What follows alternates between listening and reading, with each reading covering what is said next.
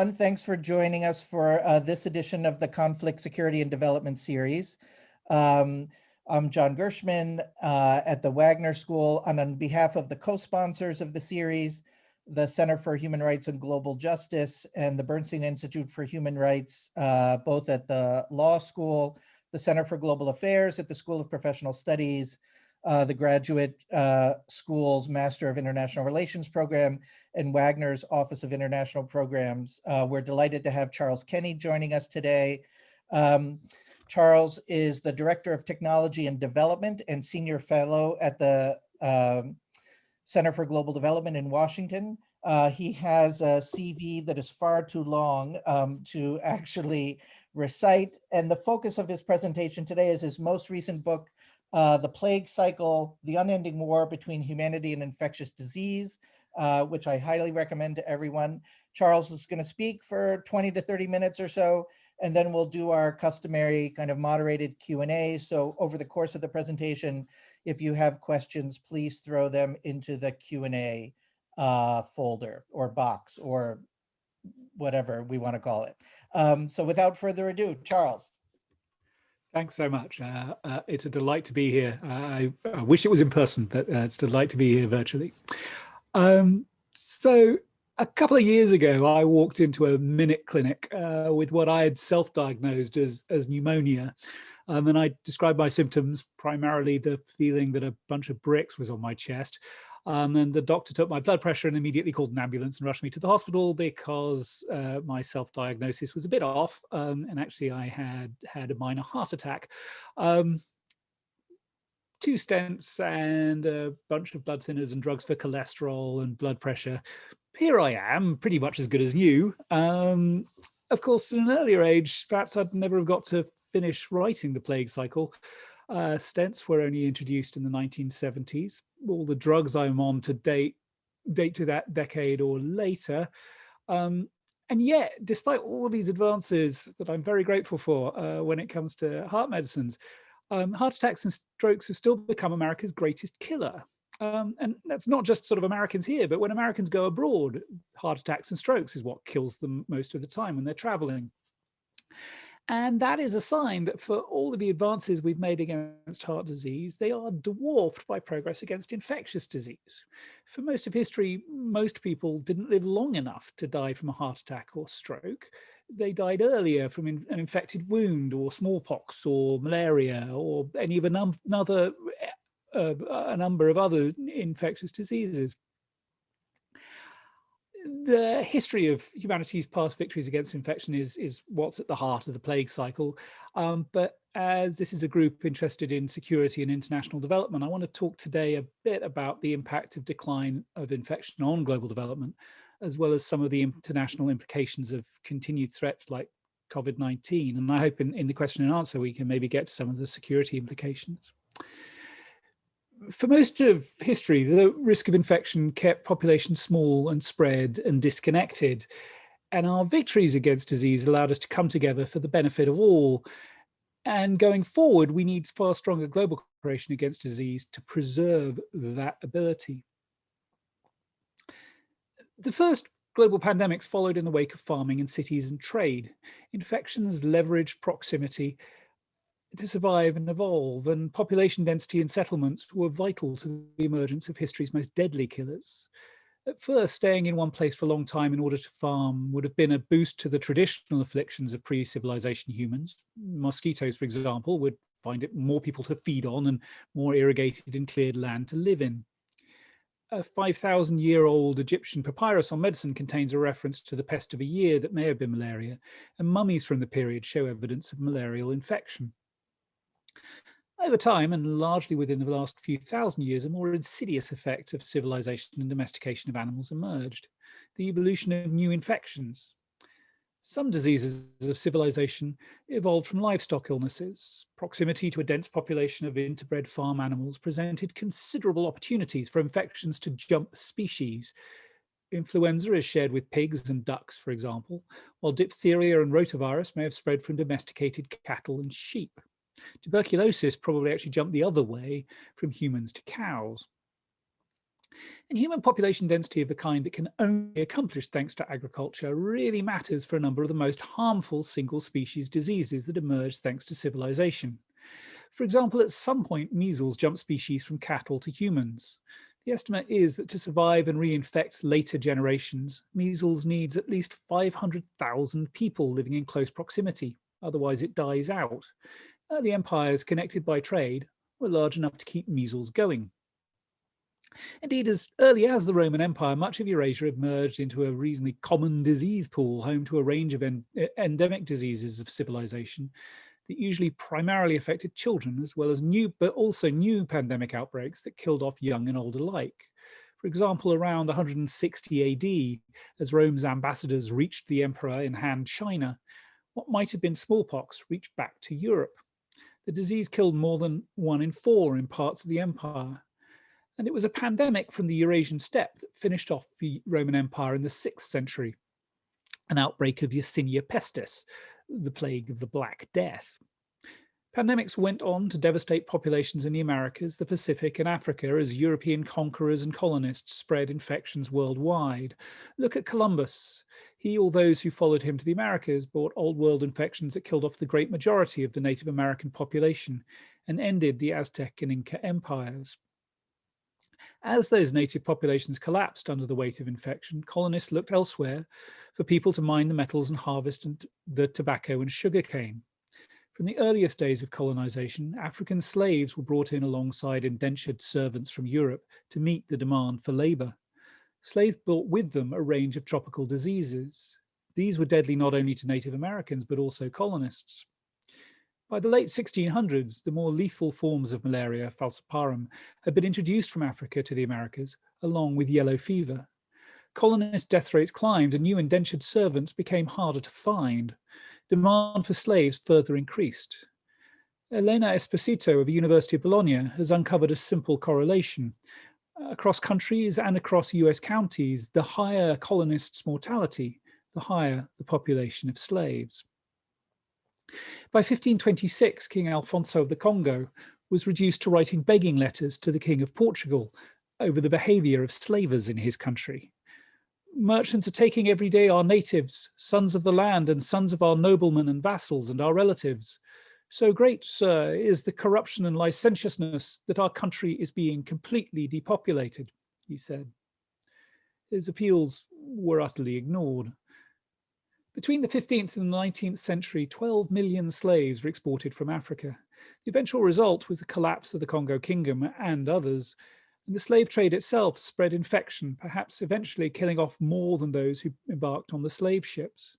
Some estimates suggest that the population in Africa by the mid-19th century was half what it would have been absent the impact of the slave trade.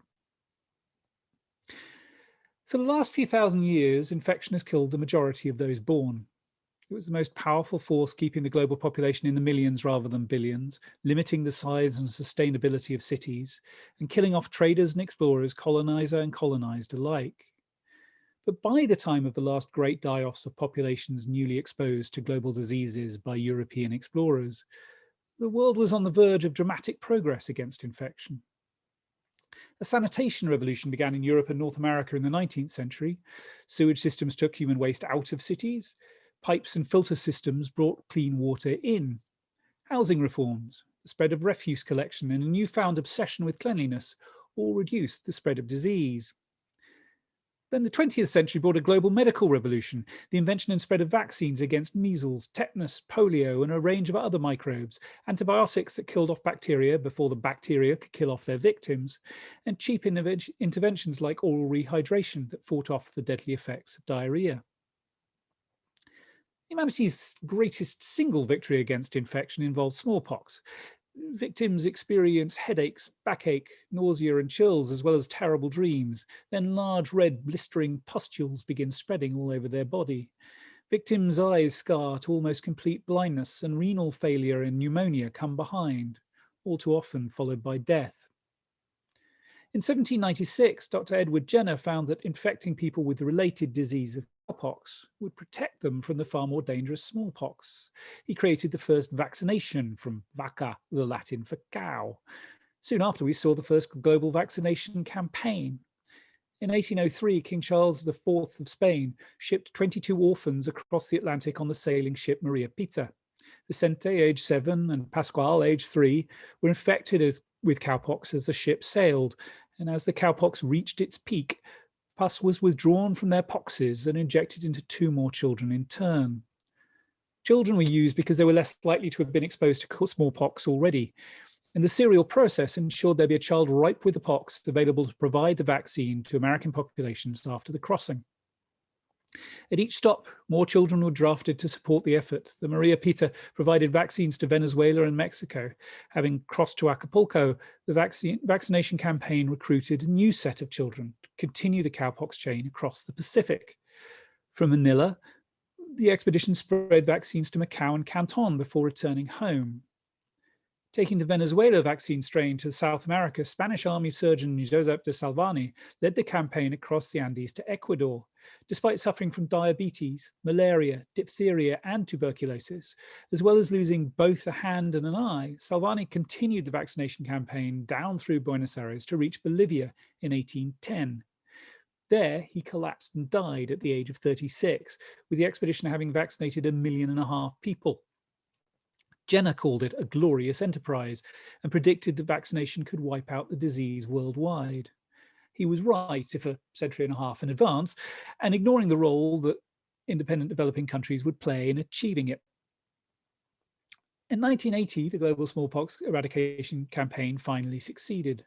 Hundreds of millions died of smallpox in the first 8 decades of the 20th century, but since then only one person, a lab technician, has died of the disease, infected from an accidental release of a scientific sample.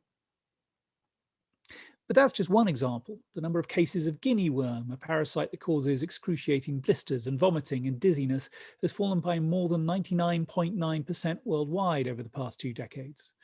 As of April 2020, the wild polio virus, which can cripple or kill, had been limited to 2 countries. And since 2000, 34 countries worldwide have made massive strides towards eliminating malaria, cutting death rates by an average of 87%. Progress against infection has simply transformed global mortality. 200 years ago, almost half of all people born died before their 5th birthday, mostly from infection. Today, that figure is below 1 in 25. Looking at overall life expectancy, in 1900, the average person born on planet Earth could expect to live to the age of 33. By 2000, that expectation had doubled. Today, life expectancy worldwide is above 70 years, 70. The decline of infectious death has transformed the global economy. Not least, it has made city living in particular considerably safer. In many of the world's poorest cities today, most urban population growth isn't due to migration like it was through most of history, but to city residents having children that survive longer than their rural cousins. That's a complete reverse from the past and helps to account for the global growth of cities. In 1960, 1 billion people lived in urban areas worldwide. Today, that's closer to 4 billion, the majority of the world's population. Urbanization has always been a key to economic dynamism.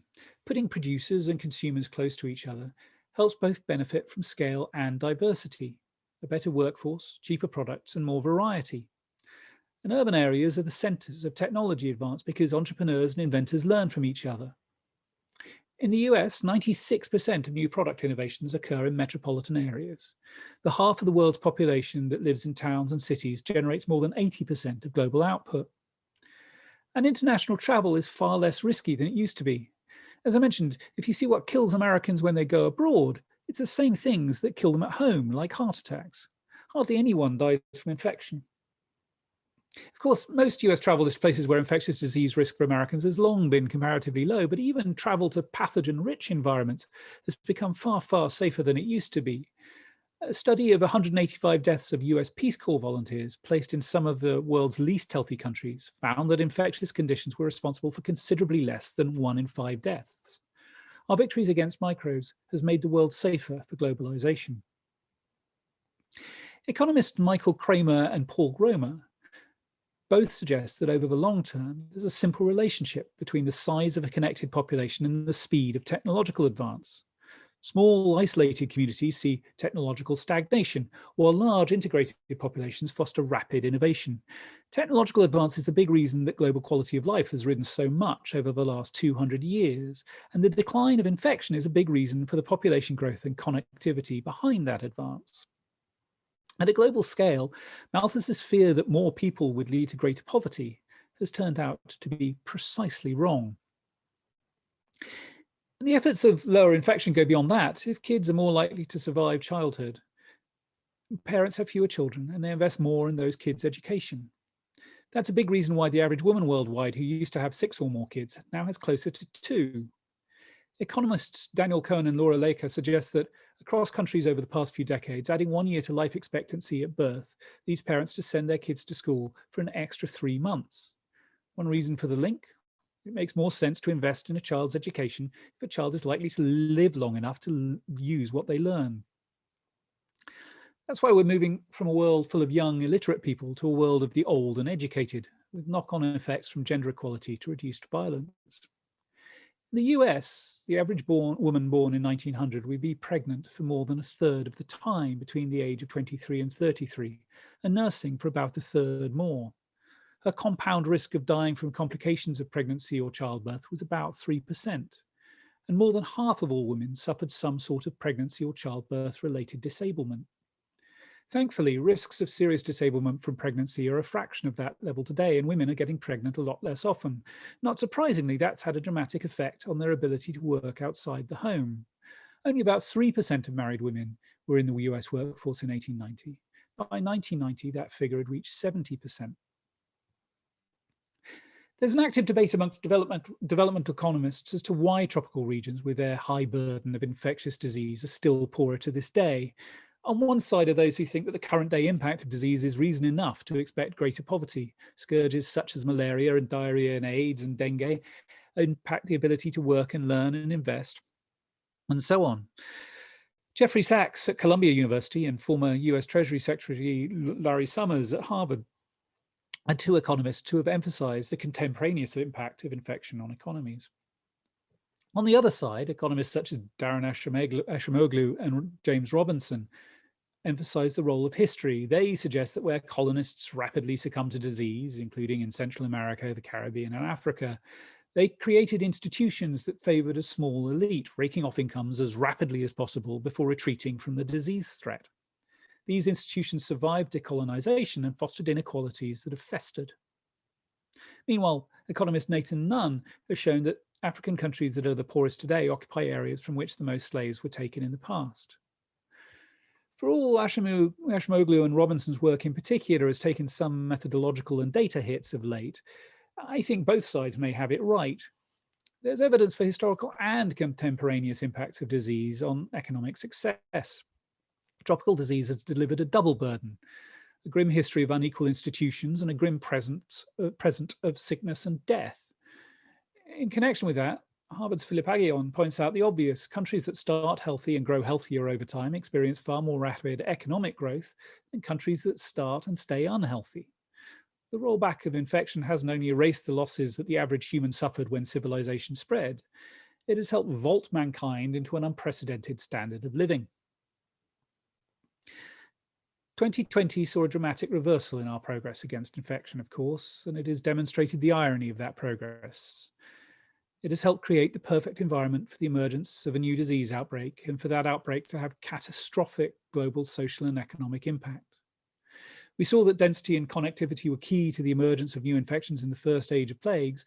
Thanks to our victories over older infections, we live on a more densely populated and connected world than ever before. A single crowded New York subway car can hold about 250 people. Through most of history, the great majority of humans will have lived in communities of that size or smaller. And in the age before motorized transport or decent roads, many people barely left their village. With a human population at least 250 times that of 4,000 years ago, some living in cities that are more than 500 times the size of the largest city back then, diseases are far more likely to find new hosts before they burn out. Add to that the burgeoning population of farm animals, original source of some of our most deadly infections, including flu and measles. The number of chickens worldwide has climbed from 4 billion in 1961 to 22 billion today. More than 3/4 of all that chicken is raised in huge factory farms, and those farms often use antibiotics that speed growth, but also give microbes a leg up in the struggle to develop resistance to the medicines meant to kill them. Over longer distances, the old mechanisms of disease spread have sped up as well. In August 1519, a flotilla of 4 Spanish ships under Ferdinand Magellan set off on the first attempt to circle the globe.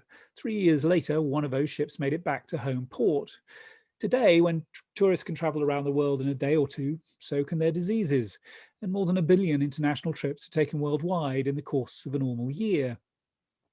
A global world of cities supports a considerably higher quality of life for humanity, but the last year has demonstrated it can be brought to its knees by emerging infection. And it would be great to think COVID-19 was a one-off, but since 1970, we've seen the emergence of a host of new infections, including AIDS, severe acute respiratory syndrome, avian influenza, Nipah virus, Hendra virus, Ebola, Marburg fever, Lassa fever, whitewater arroyo virus, and hantavirus. That's not to mention re-emerging and evolving diseases, including multi-drug resistant tuberculosis, monkeypox, dengue and yellow fever, drug-resistant malaria, and even drug-resistant plague.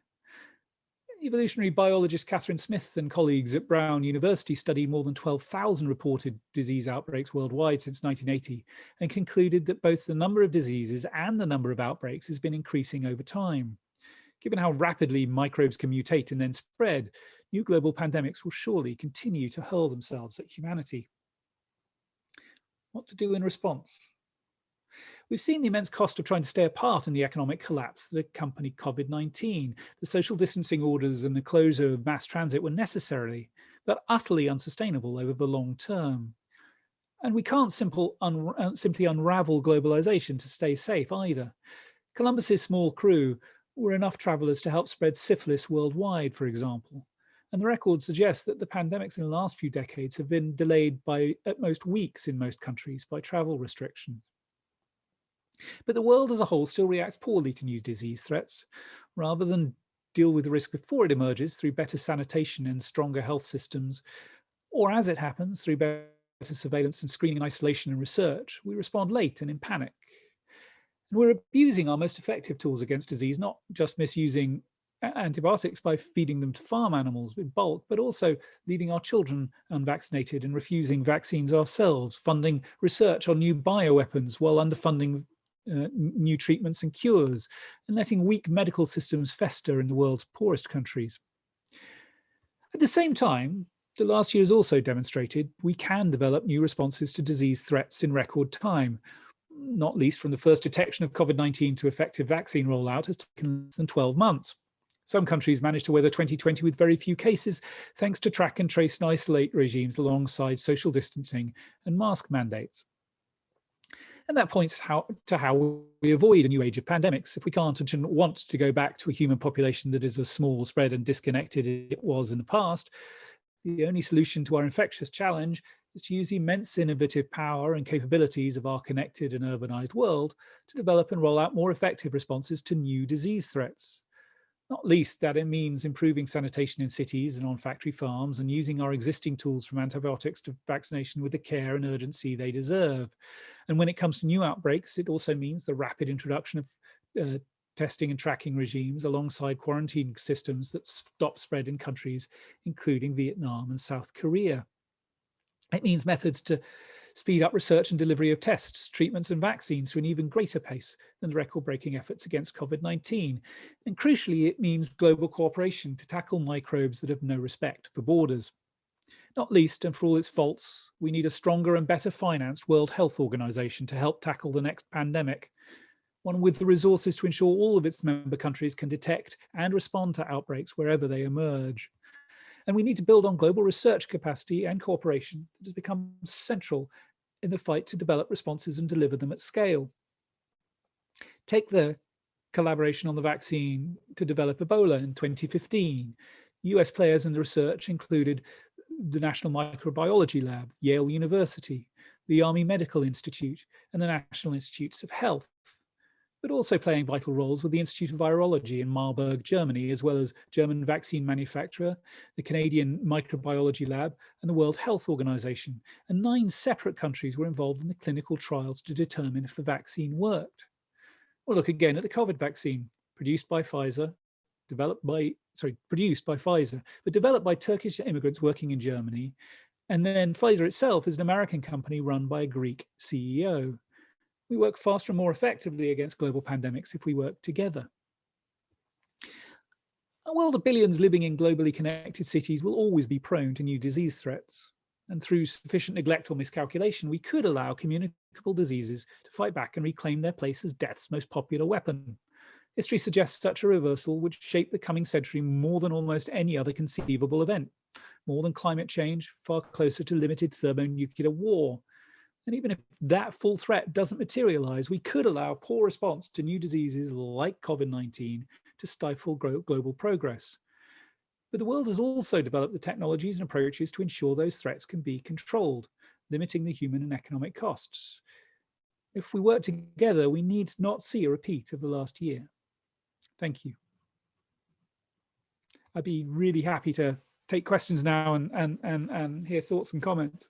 Great, thank you so much, Charles. And so the first question we have from Nestor, you talk about the pace of the response and of the development of vaccines, and wondering if you could talk a little bit about the inequitable access to the vaccines that we're seeing both within the United States, for example, but of course globally, and what the potential challenges we might see if the virus continues to mutate and we have kind of new strains kind of emerging. Thank you. Those are both great questions. I mean, the virus itself obviously has had an inequitable impact, and now we're doubling that effect by vaccine rollout in the States, amongst other places, being inequitable too. Globally, this is, as you suggest, a really serious problem. We should be selfishly worried about this problem. The places where the virus is mutating into forms that may work around our vaccines are the places where the virus is out of control. The way you slow down the rate of mutation is you slow down the number of viruses circulating. And so, we should all be worried for purely selfish reasons, forget, concerns about global equity. I'd also say we should all be worried for purely selfish reasons because the global economy can't get back on its knees without, the whole world dealing with COVID-19. The costs to global trade and connectivity we've already seen from this disease have been huge, and they're only going to go up. And so, for those selfish reasons, again, we should be worried about much more equitable access. What is true about COVID-19 in various different ways is that the response has been better than to pretty much any previous infection in history, and yet has still been terrible. By which I mean, we have rolled out this vaccine, developed this vaccine, and started, jabbing it in people's arms faster than any vaccine previously in history, but not fast enough and not to enough people, not in enough countries. We have seen an earlier global effort than ever before to try and increase vaccine equity through COVAX, but not enough money has been given to it, and it's not working fast enough. And so, I hope we sort of build on the too little progress we've made so far for next time. And I hope too that the current forecasts, which really are scary about how long it's going to take for vaccine coverage to really roll out in some of the world's poorest countries, turn out to be too pessimistic. So just today, the news came out that some of the existing vaccines, the capacity to produce them has been going up faster than we expected. The good news from a week or two ago was that the Sputnik, the Russian vaccine, really actually does quite effective. So if you take the combination of more different vaccines coming online and our ability to roll them out maybe increasing faster than we thought, I hope that means that we won't be waiting 18 months for global vaccination coverage everywhere to be really high, that it'll be faster than that. But again, we still need to do better next time. And I think there are some obvious lessons as to how. We didn't have spare production capacity of the kind we should have had, because we've been sort of leaving this to the private sector too much to decide how much vaccine production capacity is needed. I hope globally we learn the lesson that we can't just leave it to the market when it comes to vaccine production, vaccine distribution, or indeed vaccine creation in the first place. So I hope we do learn the lessons for next time. I'm wondering, and specifically on the question of vaccine production and so forth, there has been this is a recurring debate on the issue of kind of essential medicines and pharmaceuticals, back to the ARV debates in with respect to HIV and so forth. Is there, a number of folks have argued for this is a time to do, compulsory licensing and break kind of the patents in this particular moment. I'm wondering if you could talk about what your view on that approach, which has been one of the proposals offered. Sure. There's an argument raging as to whether intellectual property rights are slowing down the rollout of vaccines. Sort of on the one hand, you have people saying, all of this technology should be open. Any manufacturer should be able to access the sort of the intellectual property and use it, because we need to roll out these vaccines as fast as possible. To which I basically say, yeah. On the other hand, are people who argue, and knowledgeable people who argue a couple of things. One, these vaccines are being licensed. So, Serum Institute of India is producing a whole bunch of COVID vaccines under a license, and is not the only one. And they point to the fact that there may not be additional capacity out there. Even were compulsory licensing to happen a lot, there wouldn't be existing capacity out there. I think there's a lot to that argument. I'd say two things though. One is that's not an argument to compulsory licensing if it turns out there is a manufacturer out there that has spare capacity and doesn't seem to be able to negotiate a decent deal for a license. And I would be in favor of the use of compulsory licensing under those circumstances. But the second thing is, it's amazing we don't know the actual answer to this question. We don't know whether there is spare capacity out there, and we don't know how much the existing contracts on vaccine production and who's buying them. We don't know whether there are terms in those contracts that are stopping licensing in the way we'd like. And the reason we don't know that is because the contracts haven't been published. And that is shocking. We have governments having done financed most of the basic research behind these vaccines, financed most of the research and development outlays and medical testing behind these vaccines, buying nearly all of these vaccines, signing the contracts involved in all of that, but they're not publishing the contracts involved. And so, we can't know exactly what the production capacities are, and as I say, what the terms are in the contracts. And this debate would be a lot easier to answer if those contracts were in the public domain. We'd know one way or the other. And so one thing I am definite about, whether or not it turns out that the licensing terms are causing trouble, we should be publishing the darn contracts so that we can answer the question and everybody can know the answer to the question. And then the debate will go away one way or the other. Great. I'm wondering if we could step back for 1 second, and it's in a slightly more personal vein, which is unlike some other people who have cranked out books like in the period since the COVID pandemic started, you had begun research on this book long before COVID. And so just curious, I hate to use the word fortuitous in the sense of the appearance of the book at this moment, but that aside, what was it that was driving your interest in this that kind of led you? You've published widely in a whole set of different themes around technology and development and economic growth and development assistance. So kind of what had led you to this issue before it had kind of come back onto the public agenda in such a way? So I've written in the past about global progress and where there are gaps in that progress and so on.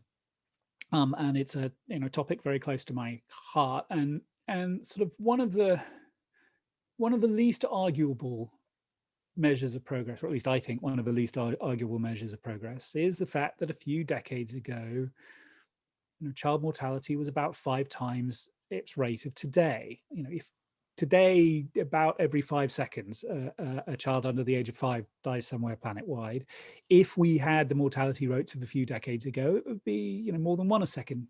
And if we had the mortality rates of 150 years ago, it would be even faster than that. And I do think a world that has gone from it being a normal part of parenthood to losing a child to that being a rare and tragic event is just fantastic. And infection is the main thing behind it. And so that made me very interested in the subject, sort of from the point of view of global progress. And frankly, it was a fun thing to read about at the time. Before COVID-19, there's a lot of fascinating history around this subject. There are a lot of great characters. There's in the book I talk about Pasteur, who along with coming up with milk pasteurization, also invented some of the early vaccines, and he was just a real showman. And I tell this story in the book about how he sort of sets up this demonstration of his vaccines on animals, and does a kind of almost a RCT, not quite, of half the animals get the vaccine, the other half don't, and then he gives them all anthrax, and half the animals start dropping dead. But he times it well enough that he walks the press into the room to see the results of his experiment as the animals are dropping over. Just sort of fantastic characters, and so it was frankly a joy to read all this stuff. I admit, sort of editing the book during COVID-19 felt a bit different. The stuff that before COVID-19, there were still millions of people a year dying from infectious disease. Many of those deaths completely preventable. I don't mean to sort of downplay the amount of progress we've made, but before COVID-19, it felt like things were going in the right direction. And now, of course, we have this sudden stop. Now, I still think things are, sort of in the grand sweep of history, going in the right direction. But we've had, 2 million, 3 million, probably more deaths worldwide, most of which were easily preventable from this disease. And so it does feel different, as you say, sort of fortuitous from the point of view of book sales, but so avoidable and so tragic from the point of view of people's lives and global progress. Well, I'm sure it would have been great to be able to say, and here we are, we've faced another challenge and have been successful, and yeah, as opposed to the more cautionary tale. Yeah. I'm wondering if you could talk a little bit about, so you mentioned the essential nature of global cooperation and kind of thinking about it in kind of 2 dimensions. One is the specific cooperation around the research, the kind of the WHO side of this, the kind of the overall surveillance, the making proclamations around emergencies, making recommendations for policy angles. So that side of the international cooperation, and clearly the Trump administration was not particularly supportive, and but also the WHO itself faced some constraints with respect to China and elsewhere. So how does one see kind of the strength of what's clearly with COVID and the other challenges, the need for a more robust international framework? Is the WHO correctly positioned for that? And then I guess the second side of cooperation kind of speaks to, we may have identified the importance of, at least, with respect to COVID, this is one world, everyone needs to be vaccinated, but we don't seem to have mobilized constituencies that are forcing governments to deliver wealthy governments to deliver the resources in a rapid fashion as we need. So thinking about those 2 sides, the money side and the kind of knowledge management, global governance around infectious disease, kind of what do you see as the strengths, weaknesses, and what are realistically the ways forward? To take the first last, I am seeing more and more utterly justifiable anger from presidents, prime ministers, leaders in Africa in particular over how the vaccine rollout is going, and I think it's right, and I'm delighted that the new US administration says it's going to take Africa more seriously in the future. This would be a great place to start, because it's not good enough. I don't have a simple answer. I want my vaccine, please. And so I'm a hypocrite on this subject. But we have to do better.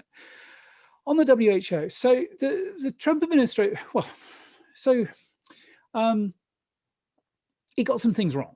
I think it was late on masks. I don't know if it was late on, sorry, it's easy to say now. I think it was late on masks. And I'm neither a doctor nor was I out there really early saying everybody must mask up. But it seems to be that it got there late on masks, and possibly because of a sort of noble lie idea around keeping the masks for healthcare workers, which probably is bad public health policy.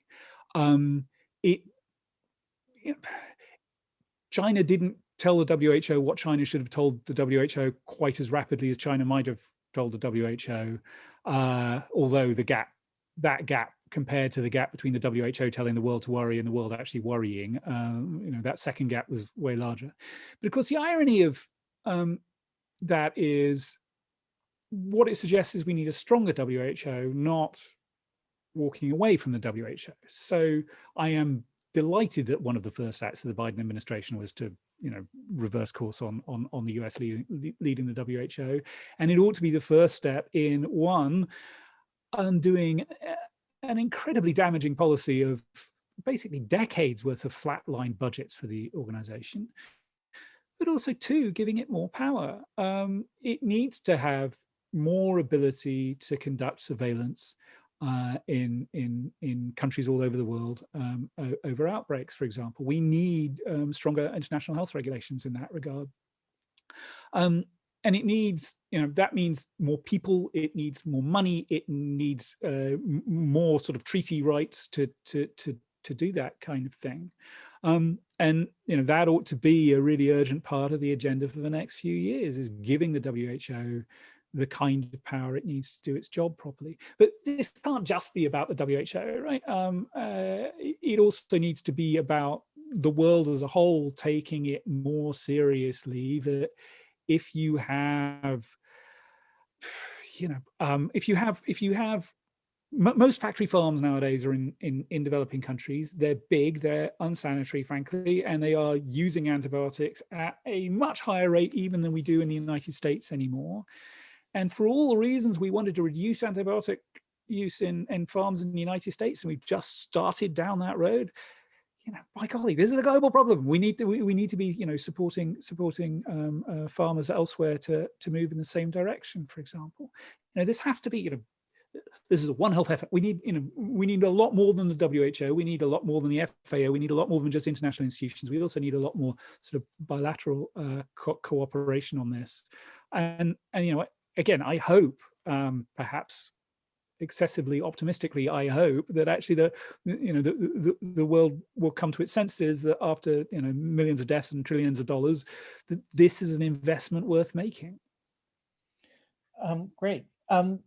Take another side of maybe not global cooperation, but globalization, is that you highlight that the origins of the international, in the book, the origins of the international health regulations in the 19th century were really about quarantine and about border control. And that was kind of the early framework, and that we have seen in those, not so much around HIV, but around SARS and avian flu, and certainly COVID, kind of border closings as initial key elements, and continue to be I know you've written in Politico and elsewhere explicitly about the dangers of thinking about border closures as effective policies in the long term, both because they will not be effective, and secondly, the knock-on economic costs of that are significant.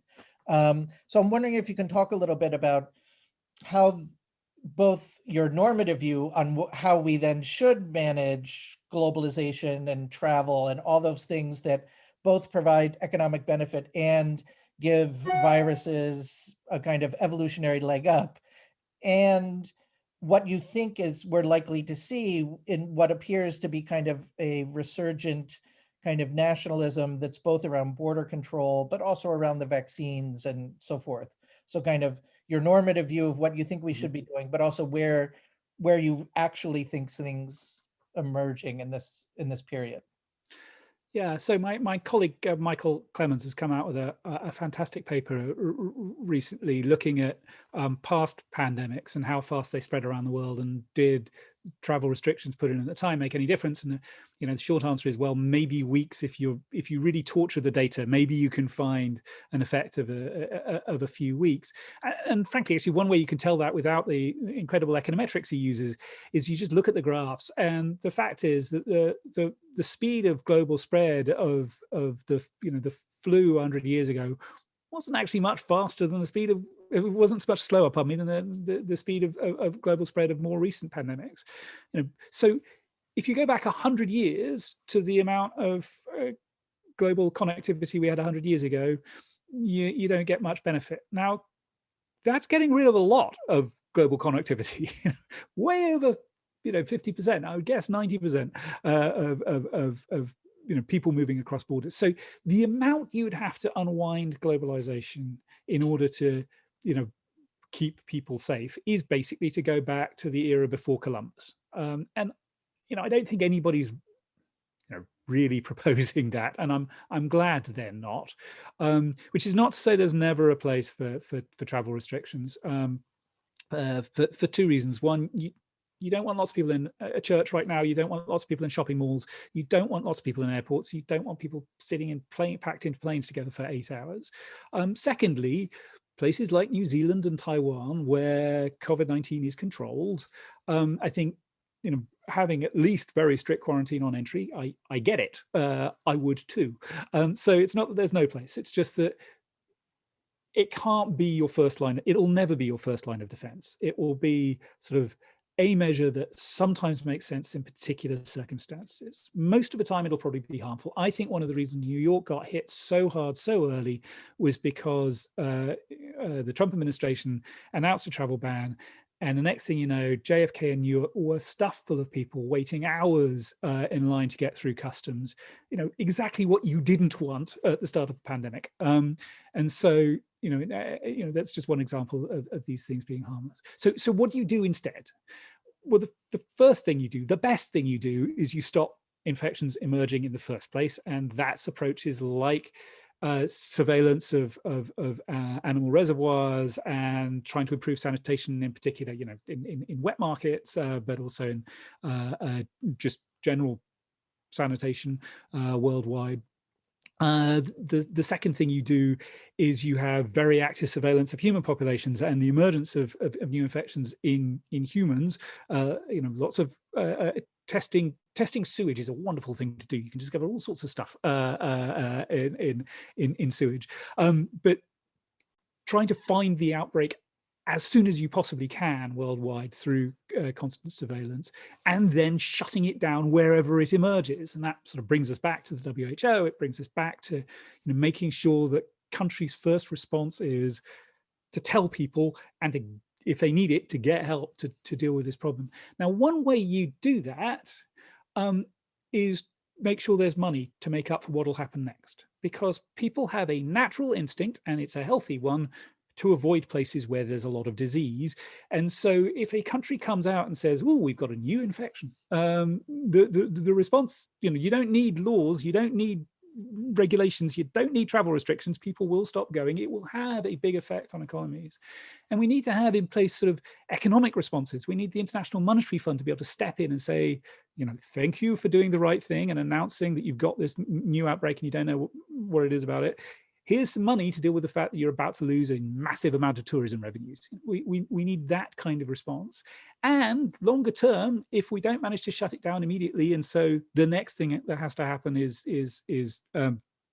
lockdowns in large parts of the country, as it might be, we need to be able to support that too. And that means not only the international community getting money to governments to help them respond, it means governments able to get money to individuals to make sure that they can stay home. They can afford to stay home, if you will. Now, one of the great things about the rollout of mobile phone technology worldwide is we now actually have something in most people's hands that allows you to transfer money to them. And we should, for next time, have in place, in as much as the world as possible, a mechanism that allows us to transfer money to people who we want to stay home so that they can afford to do so. And so, again, we have to sort of look beyond traditional health measures to think how the world really responds better to these threats. But I think if we manage to do all of that, we probably would be able to respond to infectious disease much better and far reduce the risk of a global pandemic. Great. I'd like to pick maybe a slight peeve with the subtitle to your book. So you talk about the unending war between humanity and infectious disease. And then within the book itself, you talk about how that certainly the big push post 9/11 in the US around biosecurity and so forth kind of fed into policies that ended up actually weakening our ability to do surveillance. And so I guess the question is war really the right metaphor? Like, we've had a war on cancer, we've had a war on whatever, but is framing this as a war? I know the purpose of titles is to sell books, so I don't, but I do think there's this broader thing that's about policy discourse, right? That Yeah. where war, and I understand the goal of like mobilizing, we're all in this together and so on and so forth. But are there some trade-offs with kind of the war frame for thinking about this? I take that. I mean, I've written a fair amount recently about how, the last thing you'd want is the Pentagon being in charge of infectious disease response, because, when it buys drugs, it buys them at a lot more than the rest of the government does. And just this last week, I think the Army managed to come out with an Army-approved mask for soldiers to wear. Only took them a year. It's just not the best organization for this. And sort of to your point, most of the wars we've been in recently, we haven't won. And indeed, some of them we shouldn't have got into in the first place. And on the other hand, maybe that's somewhat apt when it comes to the book, that we haven't won. We are doing so much better than we were. It is broadly a story of progress, but we could be doing so much better than we are. And so, while I take your point, perhaps the sort of mixed message it gives is the right mixed message. That's totally fair. I think we have one last question here from Lisa, that there were a number of close calls at the, particularly at the beginning of the 21st century, where we had SARS, and of course Ebola never reached the scale, but it was kind of, so at some level we might read these as kind of early warning signs that we're not effectively incorporating into laying the preparedness that we would have liked to see. And certainly nothing in those periods that does the scale of COVID. But even in the context of HIV, which we've recognized, but still a third of people who are HIV positive, more or less, aren't on ARVs, despite the fact that we've recognized it. And it's that last mile of actually making sure people get stuff. So I guess, what we would hope, right, that every crisis is an opportunity. Here we've had this big shock to the system.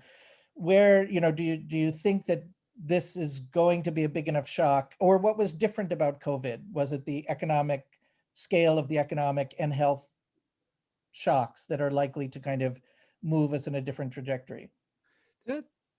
That's a fascinating question. I mean, one of the interesting things about SARS and Ebola is in the US, SARS didn't, if you sort of look at Google Trends and stuff, people worried a lot more about Ebola than they did about SARS, partially because it makes for better TV, right? In a horrible way.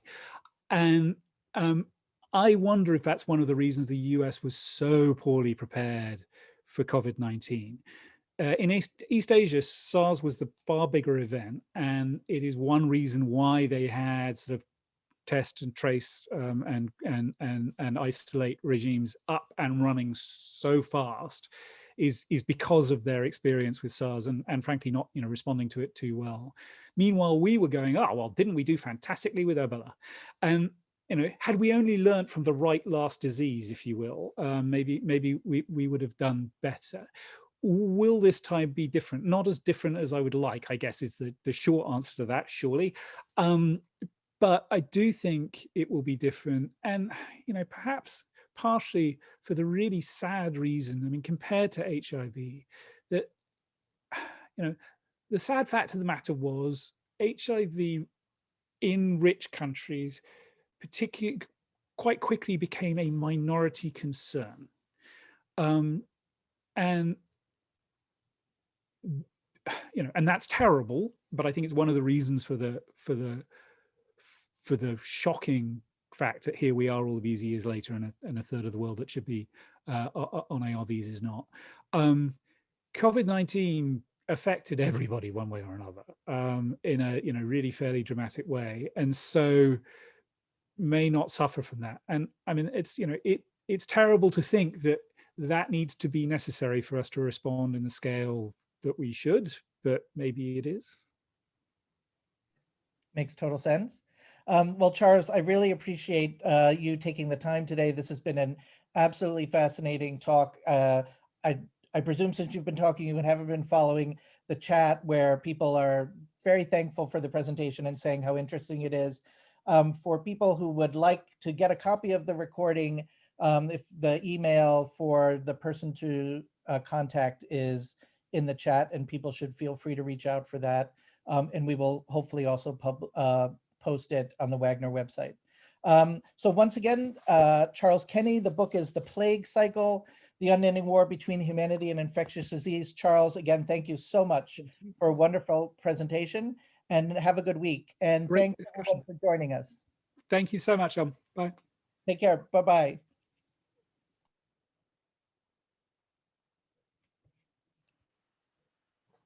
So that went pretty well, I think. Hold on one sec.